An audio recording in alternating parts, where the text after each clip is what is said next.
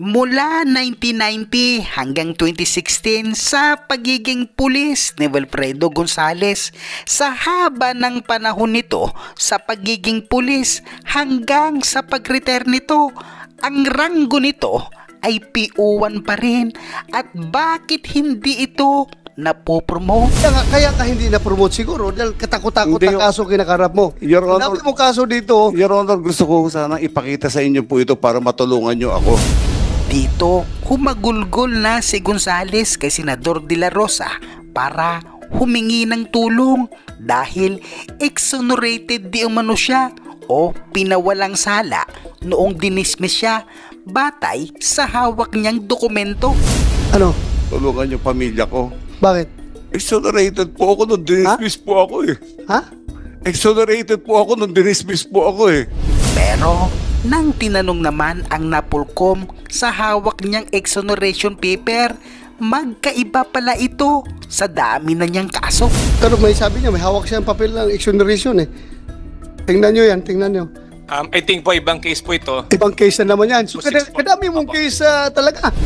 Maging si Senador De La Rosa, pinagsabihan na itong si Gonzales sa ibang forum na pag-uusapan yan dahil ang issue dito ay ang pagbunot niya ng baril sa isang siklista.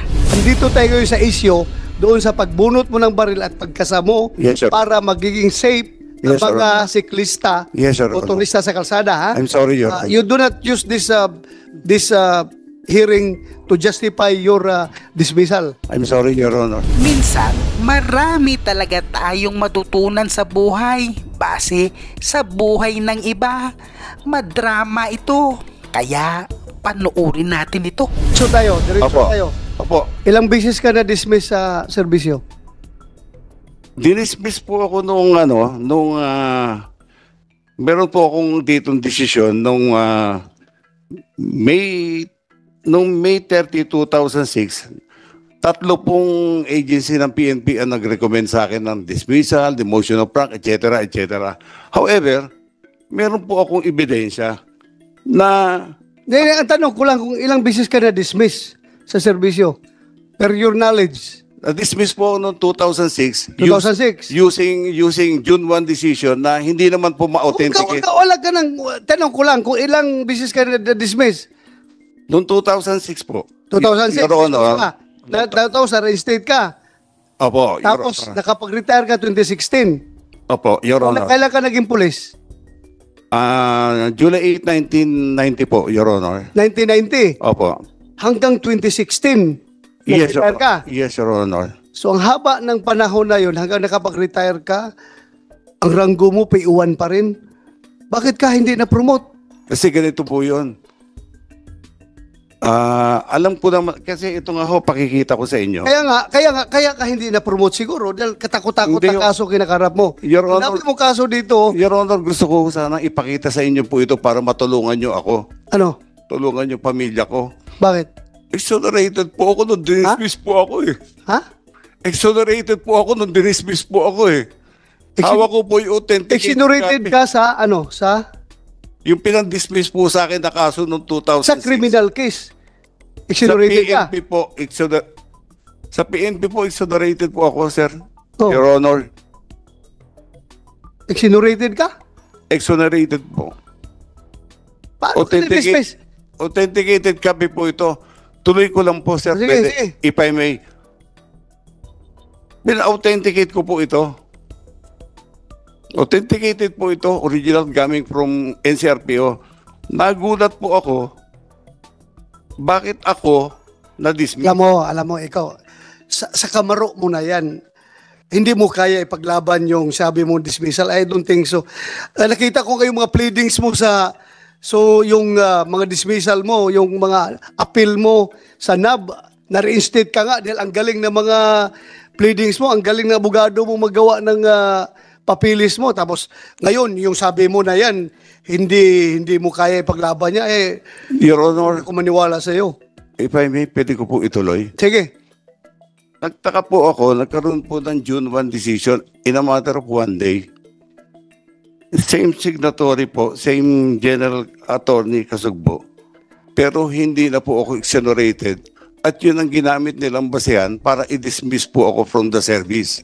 Kaya po, Anyway, yung kaso mo, that will be another forum. Idali mo yun sa Napolcom. May Napolcom dito. Nakikinig ka, Commissioner Bernabe, ha? Tingnan mo yung kaso niya. Baka, kaya mong reinstate o kaya mong i-dismiss uli. Anong tingin mo? Tingnan mo lang. Yep. Anyway, nandito, Mr. Gonzales. Andito na Polcom. Kung justifiable talaga yan, by all means, that's your right. Ilaban mo. kaya po, Laban mo. kaya nga po ako humingi ng tulong sa inyo. Bago man lang Hindi. ako mawala, sana, mag-clear to. Hindi na kailangan ang impluensya ko dyan. Basta karapatan mo yan at karapat dapat kang reinstate. Nandito na Polcom. Sila na bahala. Yeah, go ahead na Polcom. Mr. Chair, meron po kasi tayong desisyon. Ito po ay 2017. Doon po si Mr. Gonzales na dismissed from the service. Ito po yung kanyang grave threats po ito sa kanyang mga neighbors. And then inappeal po nila ito sa NAB.